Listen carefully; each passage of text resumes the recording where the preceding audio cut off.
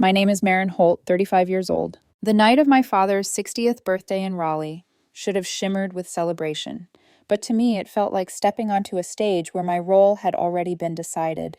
The overlooked daughter, tucked into shadows. Crystal chandeliers dangled from the ceiling of the grand hall, their lights scattering across polished marble floors, and the tall glasses of champagne carried by waiters who never once paused at my corner. From where I sat, I had a clear view of the main table, my father surrounded by investors, old friends, and my stepmother Karen in her silver gown. She leaned in close to him, whispering like she owned not only the evening, but his future. My table was shoved near the exit, the cloth wrinkled, the chair wobbling. When the waiter finally set a plate before me, it held nothing but a single dry piece of bread. I stared at it, the corners of my lips twitching, not because it amused me, but because I recognized the cruel precision. Karen's touch was always deliberate. And sure enough, she came gliding across the floor, her perfume preceding her, the corners of her mouth curved in that faint, practiced smirk. She bent down, her voice low, sweet enough for others to mistake as affection. "That's all you deserve, Maren." Shannon appeared behind her in a glittering gown that caught every shard of light in the room. She was 3 years younger, but carried herself as though she had already inherited the world. Her smirk widened, always invisible, always pathetic. Their words landed like blades, but after years of practice, I didn't flinch. I folded my napkin neatly, placed it over the bread, and lifted my gaze to Karen's. "Nice setup," I said softly. My tone didn't shake, though my pulse hammered in my throat. For a flicker of a second, surprise crossed her eyes, but then she dismissed me with a flick of her wrist. Shannon giggled like a conspirator, then both drifted back to the glowing table where laughter and applause swelled around my father. I sat back, letting the shadows swallow me. My hand slipped into the pocket of my dress, where a tiny USB drive pressed against my palm, its edges sharp against my skin like a reminder.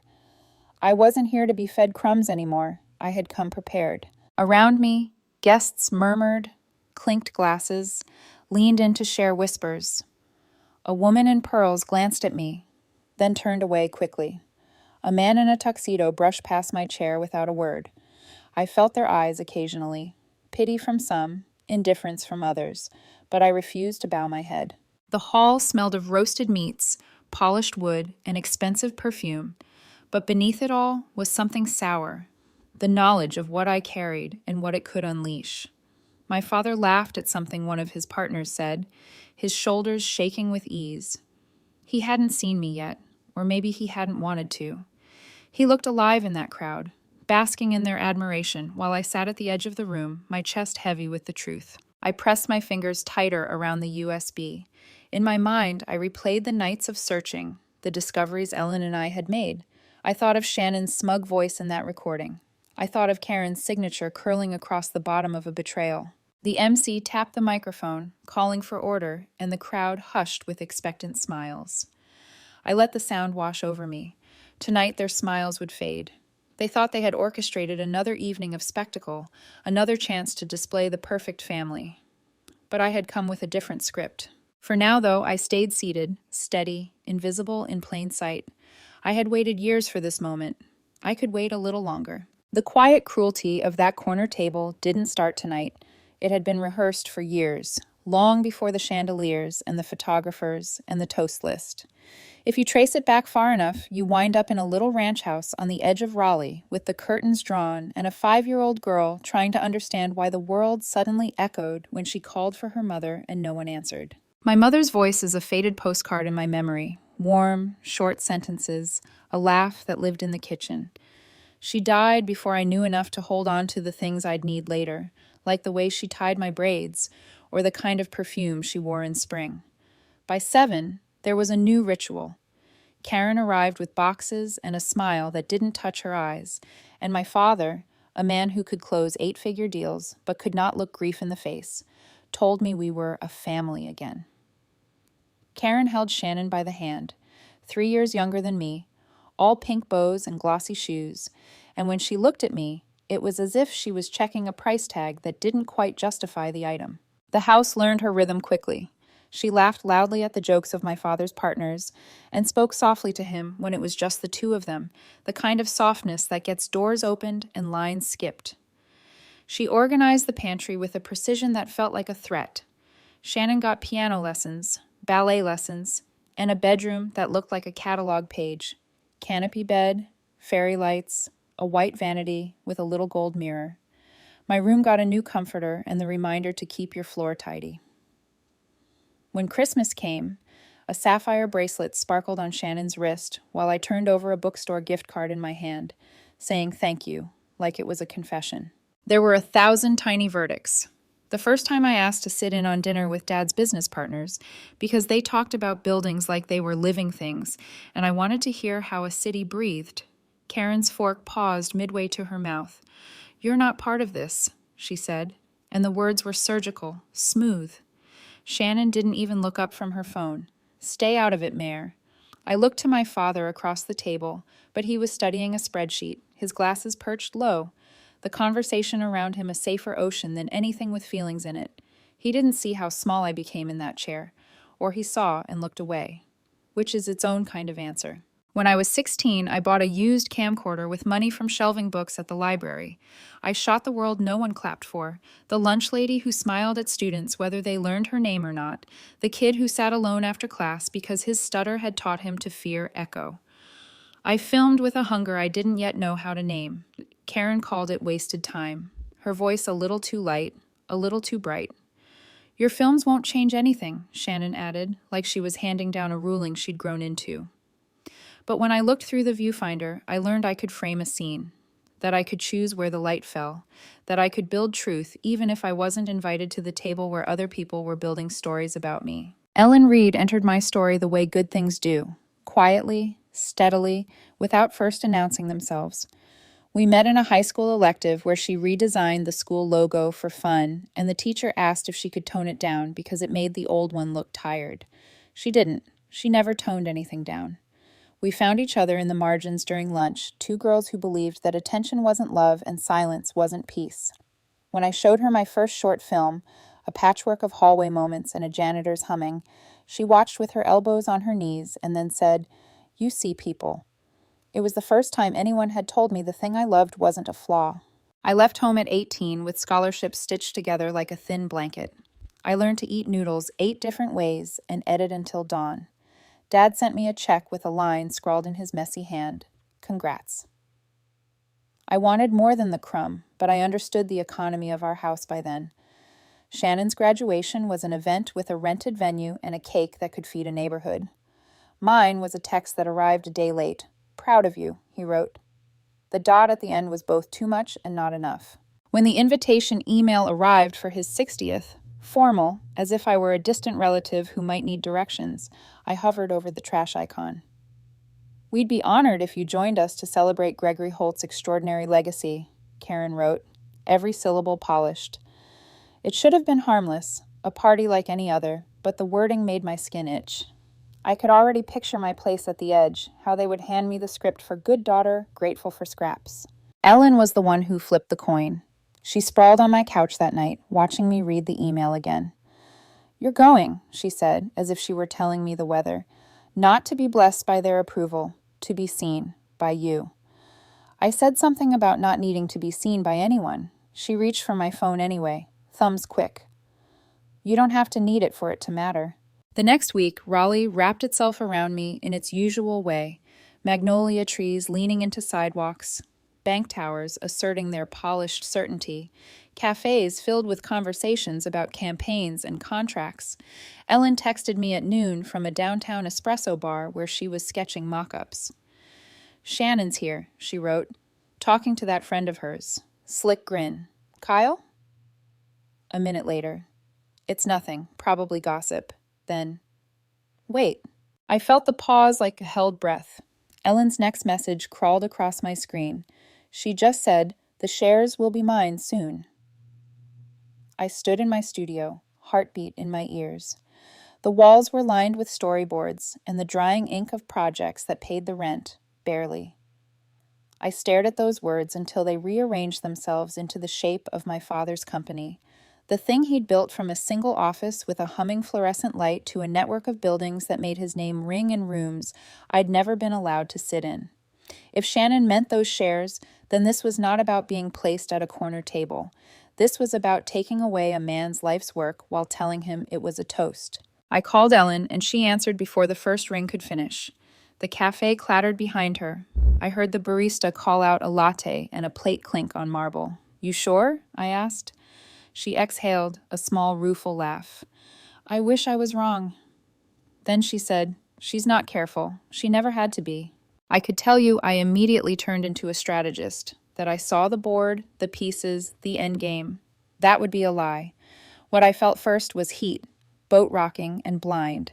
Behind my ribs, fury at the thought of my father's trust being mined like a vein in his chest, and, tangled with it, a terrible understanding. If I pulled the truth into the room, I would certainly break something that had already been cracked for years. But still, there is a difference between an old fracture and a fresh shattering. That night, Ellen and I sat shoulder to shoulder in front of my laptop, the screen turning our faces ghost pale. She remembered a freelance project she'd done for one of Shannon's small marketing gigs, how Shannon had insisted on a shared cloud folder because I hate logging into new things. Ellen tried the password she'd once suspected, the kind of obvious combination no one should use and the universe punishes eventually. It opened with the sound of a door you didn't know you'd locked until it swung inward easily. At first it was nothing. Fittings for dresses, brunch plans in tidy fonts, selfies from angles designed to suggest a happier story than the one she lived. We almost laughed from the relief of being wrong, of being paranoid. Then we found a thread with Kyle, and relief left the room with its coat still on. "Make sure the papers are ready. Dad won't suspect a thing," Shannon had typed, as if there were no consequences to language. Kyle's reply was breezy. "Karen's got the lawyer lined up." Beneath that, a PDF with a draft agreement that might as well have been a blueprint for theft, transferring majority shares under the guise of routine paperwork. Karen's signature curled at the bottom, a flourish that felt like a dare. I held the laptop like it could bite, and maybe it did because my thoughts scattered. I imagined walking into my father's study, putting the pages on his desk, and watching his face rearrange itself into disbelief and then into something worse. I imagined doing nothing and carrying the weight of that decision for the rest of my life. Ellen put a hand on my wrist. "You're not alone," she said.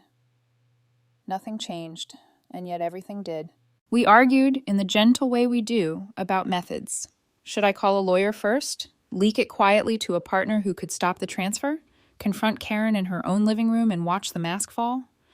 The idea that took hold was the one I least liked at first. Going public in a room designed to keep me small. It felt theatrical, messy. It also felt like the only way to keep the story from being rewritten while I stood there, once again invisible. The USB itself was nothing. A rectangle the size of a thumb, matte black, the kind of object you lose in the lining of a coat. But when I slid the files onto it, the texts, the draft agreement, the audio, Ellen captured. The next afternoon, when she trailed Shannon to a bar on Fayetteville Street and pressed her phone against her sketchbook like an accidental confession, the device developed weight. I could feel it in my pocket as I moved around my apartment, as if it had a gravity separate from mine. When I tried to sleep, I dreamed of signatures that turned to snakes and a hand, my father's, reaching for a pen while someone whispered, "It's just a formality." I wanted to believe there was a version of this story where no one got hurt, but stories with clean endings are fairy tales, and our house had long ago stopped believing in those. On the morning of the party, I put on a black dress because I didn't want to be decorative. I tucked the USB where my palm could find it easily. I looked in the mirror and recognized a face that resembled neither softness nor hardness exactly, but the space in between, resolve tempered by fear. I whispered to the empty room, "Do not look away." I wasn't sure which one of us I was talking to. And now here I am, back under the chandeliers and the practiced laughter, a woman in pearls trying not to meet my eyes, a waiter who forgets my table twice because forgetting is contagious in rooms like this.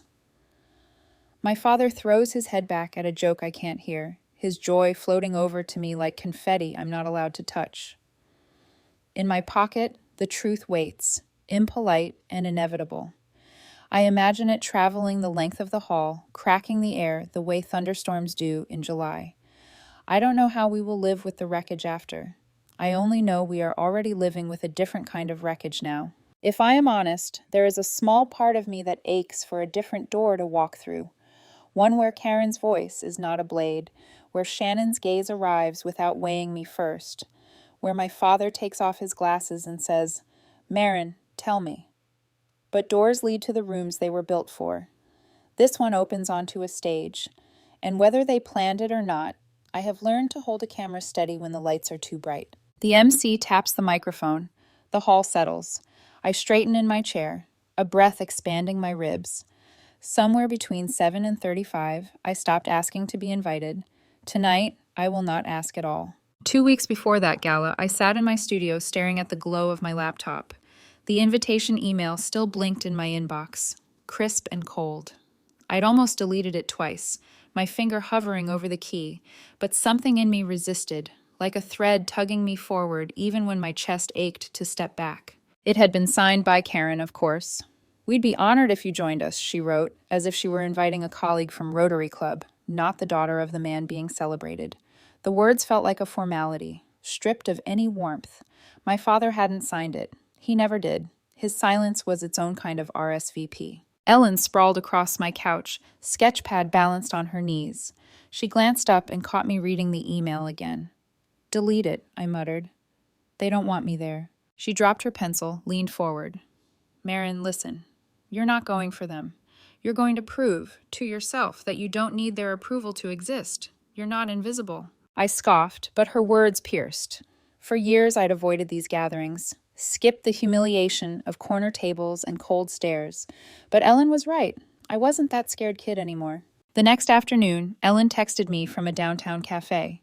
At first, her messages were casual. "Shannon's here with Kyle. Both look smug, as usual." Then, minutes later, "Wait. She just said something. The shares will be mine soon." I froze, the words burning into me. Shares. My father's company wasn't just a business. It was the only thing he truly loved. He'd built it brick by brick, deal by deal, while leaving me on the sidelines. To hear Shannon talk about stealing it, it was like watching someone sharpen a knife behind his back. I called Ellen immediately. The cafe noise thundered in the background, then her voice, urgent, low. "I swear, Mare, I heard her. She's planning something. She mentioned Karen, too. They're working together." My breath came short, shallow. The air in my studio thickened. It wasn't enough that they'd spent decades erasing me. They were going after him now. For all his blindness, all his neglect, my father didn't deserve that. That night, Ellen came over, her cheeks flushed with determination. "We need to dig," she said.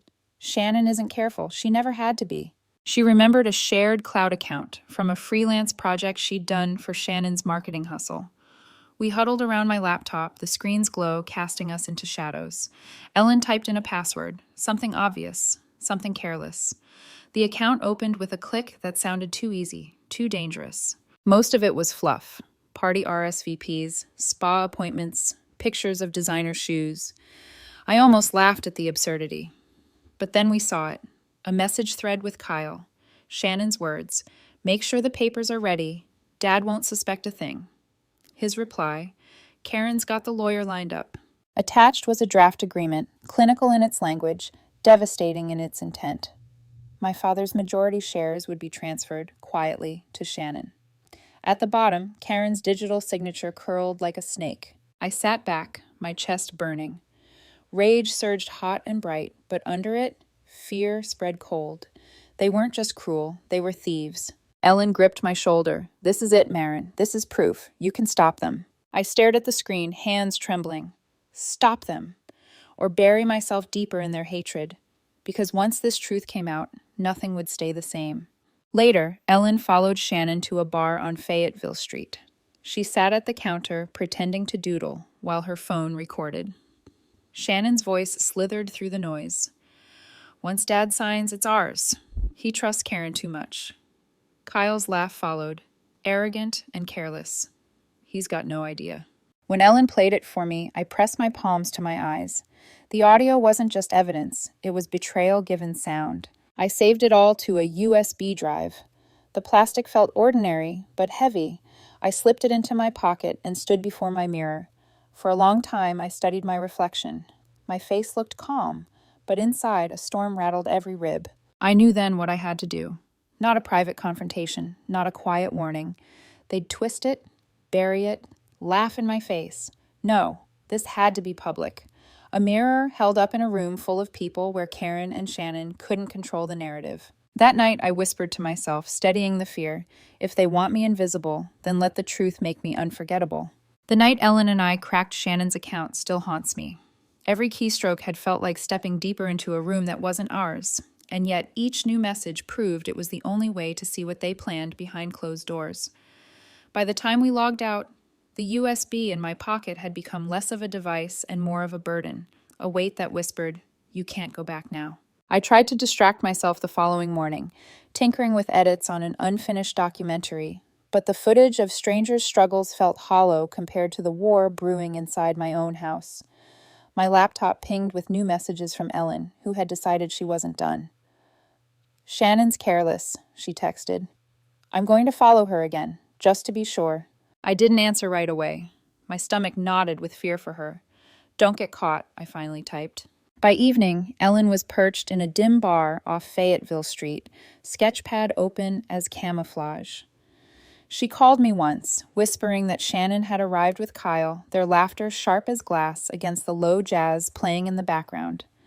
I stayed home, pacing, until my phone buzzed with an audio file. I pressed play. Shannon's voice spilled out, dripping arrogance. "Once Dad signs, it's ours. He trusts Karen too much." Kyle's chuckle followed, smug and certain. "He's got no idea." I froze. My heart thudded in uneven beats as the weight of the betrayal pressed against me. I replayed the clip again and again, each time the words cutting deeper. They weren't just maneuvering for an advantage. They were planning to rob him blind, and they had already rehearsed the victory. That night, Ellen and I sat on my living room floor, cross-legged like teenagers, the USB between us. She had printed the draft agreement, the ink stark against the paper. "This is airtight," she whispered. "You could bury them with this alone." I picked up the pages, tracing the loops of Karen's signature with my finger. For a moment I saw my father's study, the oak desk polished to a dull shine, the pen he favored always resting on a leather blotter. I imagined him leaning over, trusting the woman at his side, signing away his life's work. The thought turned my stomach. He'd ignored me my whole life, but he didn't deserve this. "We should go to him," I said weakly, though even as I spoke the words, I didn't believe them. Ellen shook her head. "Maren, you know how this plays out. Karen will twist it. Shannon will laugh it off. He'll look at you like you're jealous again. He won't see it." Her words landed with cruel accuracy. My father had never been able to separate truth from Karen's careful tones. He'd always chosen the story that made life smoother, even if it crushed me in the process. So we sat in silence, the hum of the refrigerator filling the gap. I pressed the USB into my palm, hard enough to leave marks. "Then we make them see," I said finally. Ellen studied me, eyes narrowing. "Public?" I nodded. "At the party, in front of everyone. No excuses, no time to bury it." She hesitated, then leaned back, letting out a slow breath. "It'll scorch everything, Mare. You can't undo it." I stared at the small device. Maybe some things need to burn. Over the next days, I prepared in ways that felt both mundane and monumental. I checked the files 3 times, making sure the text messages, the scanned contract, and the audio all loaded smoothly. I practiced in my head, not a speech, but the steadiness I'd need in my voice when I stood in that room. I even slipped $20 to a nervous AV tech at the venue, asking him to be ready when I gave the signal. He'd looked at me strangely, but money and conviction make convincing partners. At night, I lay awake with the USB on my nightstand as if its presence might seep into my dreams. And it did. I dreamed of screens flickering to life, of Karen's face cracking as her mask slipped, of Shannon's smirk freezing mid-curve. But I also dreamed of my father's eyes, narrowing with confusion, and then with something worse. Betrayal that cut both ways. The morning of the party, I dressed with a calm that felt unnatural. A black dress, simple, sharp, no frills to invite mockery. I slipped the USB into my pocket and pressed my palm against it until it felt fused to me. As I locked the door behind me, Ellen's words echoed. "It'll scorch everything," I whispered to the empty street. "Then let it burn." The chandeliers above the grand hall gleamed like a ceiling of stars, but all I felt was the heat of the USB pressed against my thigh. Every polished surface, every forced laugh, every clink of champagne glasses, it all carried a hollow echo. To the guests, it was a celebration. To me, it was a stage. I sat alone at my corner table, the dry bread still untouched beneath its napkin. Across the room, Karen floated between guests, her gown catching the light like armor. Shannon trailed her, sparkling in a way designed to demand notice, her laugh rising above the murmur of conversation. Their eyes flicked toward me once, Shannon's smirk sharp, Karen's lips curving faintly, and then they turned back to their admirers, certain of their place at the center. They didn't know the spotlight was about to shift. The MC tapped the microphone, his voice booming through the speakers. "Tonight, we honor 60 years of Gregory Holt, a man whose vision built not only a company, but a legacy." The applause swelled, filling the cavernous room. I looked at my father. He stood tall, his smile tired but genuine as he nodded, shaking hands, basking in the pride of friends and partners. For a flicker of a moment, I hesitated. Could I take this from him, this one night of untainted celebration? My fingers brushed the USB. I remembered Shannon's voice. "Once Dad signs, it's ours." I saw the contract in my mind, Karen's looping signature like a dagger. No, this wasn't celebration. It was betrayal waiting to be sealed. The MC invited Karen to speak. She glided to the podium, her tone sweetened with practiced warmth. "Gregory," she began, her voice rich with feigned devotion, "you've built not just buildings, but homes, not just deals, but futures, and we, your family, are so proud." A thin smile tugged at my lips. Proud, I thought. Of what? Stealing what's his? The applause that followed was polite, controlled. Karen stepped back, her hand lingering on my father's arm as if to stake her claim. The MC cleared his throat. "And now, would anyone else like to share a few words?" This was it. My moment. My chest tightened as I rose. Chairs scraped lightly against the floor as heads turned, curiosity flickering across the faces of Raleigh's elite. Karen's smile froze mid-curve.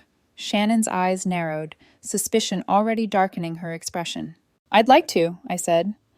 My voice carried farther than I expected, steady, deliberate. The room quieted, threads of murmurs cut short. I walked toward the stage, every step echoing. My hand brushed the USB in my pocket again, grounding me. When I reached the podium, I didn't look at Karen or Shannon. I looked at my father. His brows furrowed in confusion. He hadn't expected me to speak at all. "I brought something tonight," I said, my voice slicing through the stillness. I handed the USB to the AV tech, the same nervous kid I'd slipped $20 to earlier. He glanced at me, uncertain. I nodded. "Play it." The projector whirred to life. The first slide appeared on the towering screen behind me, a blown-up screenshot of Shannon's message to Kyle. "Make sure the papers are ready. Dad won't suspect a thing." Gasps rippled across the room. A woman clutched her pearls. A man muttered something sharp under his breath. The next image, Kyle's reply. "Karen's got the lawyer lined up." The crowd shifted, whispers turning into a low, shocked hum. Karen's mask cracked. Her lips tightened. Her hand fluttered at her side. "Turn it off," she snapped, her voice shrill. But it was too late. The audio began to play. Shannon's unmistakable voice filled the room. "Once Dad signs, it's ours. He trusts Karen too much." Kyle's laugh followed, smug, unguarded. "He's got no idea." The silence that followed was heavier than stone. Every eye in the hall turned. Not to me, but to Karen and Shannon. My father's face drained of color. He stepped forward, his voice low but cutting. "Karen, Shannon, what is this?" Karen's hand shot out to grab his arm, her tone urgent, syrupy. "Gregory, it's nothing. It's been twisted." But before she could finish, the back doors burst open. Kyle stumbled in, his face flushed, clearly caught off guard by the chaos. "It's true," he blurted, the words tumbling out like loose bricks. "They planned it all. I just followed orders." The room erupted. Voices collided, some shouting questions, others gasping in outrage.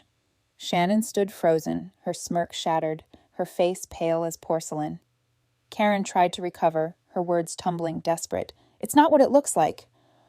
But no one believed her. At the front table, my father's shoulders stiffened.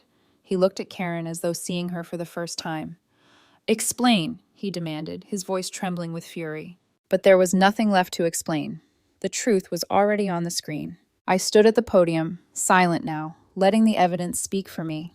For once, I didn't have to beg to be heard. The room had no choice but to listen. The hall didn't empty like a party. It emptied like a shipwreck. Conversations collided, whispers sharpened into judgments, and every glance seemed to cut. By the time the screen went dark, Karen's posture had collapsed into something small and brittle, and Shannon stood rooted to the floor, her hands trembling, though she tried to hide it. My father remained still for a long moment, his face carved into stone. Then, without another word, he pulled his arm from Karen's grip and walked toward the double doors. His shoulders were heavy, slumped, not the posture of the man who once built towers in this city, but of someone who had just realized his foundation had been hollow all along. Karen called after him, voice high and breaking, "Gregory, wait!" But the doors shut behind him with a finality that silenced her. I didn't follow. For once, it wasn't my role to chase him down, to fix the damage others had done. I stood still, watching Raleigh's elite turn away from Karen and Shannon with the kind of coldness that money couldn't buy back. Matthew Stone, my father's longtime partner, stood, his words echoing. "The merger is off." Gasps followed, murmurs rising. Deals crumbled in real time. By midnight, the hall was nearly empty. Karen sat hunched at a table, her makeup streaked, her pearls suddenly looking cheap. Shannon tried to slip toward the exit, but no one would meet her eyes. I walked past them both without speaking. There was nothing left to say. Weeks blurred into months. The fallout came quickly. With Matthew gone, others followed.